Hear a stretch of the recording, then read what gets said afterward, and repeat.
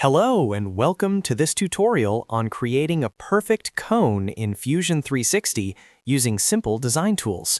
If you are new to 3D modeling or just looking to refine your CAD skills, this guide will walk you through the process step by step to ensure your geometry is accurate and professional. Before we dive into the steps, please consider hitting that like and subscribe button to stay updated with our latest tutorials designed to make your design process faster and easier. Let us get started. First, we need to create a base to work from. In the top navigation bar, click on the Create Sketch button and select one of the primary faces or planes, usually the top plane, to serve as your foundation.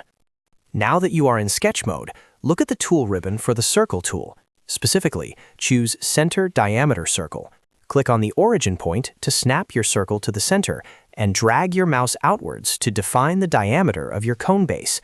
Once that is done, click Finish Sketch in the top right corner to exit the drafting environment. Next, we will give this shape some volume. Press the E key on your keyboard to trigger the extrude command. With the tool active, click the circular profile you just created. Now here's the secret to making a cone instead of a straight cylinder. In the extrude dialog box on the right side of your screen, look for the taper angle setting. By default, this is set to 0. But you want to type in a negative number, such as -15 degrees. You will immediately see the walls of your cylinder begin to slope inward. After setting the taper, input your desired height into the distance field. You can make it tall and thin, or short and wide by adjusting these numerical values. Once the preview looks exactly how you want it, click OK. You now have a perfectly modeled cone. If you follow these steps, you will be able to model complex tapered objects in no time.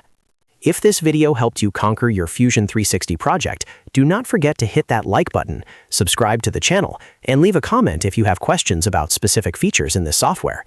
Thanks for watching, and happy designing!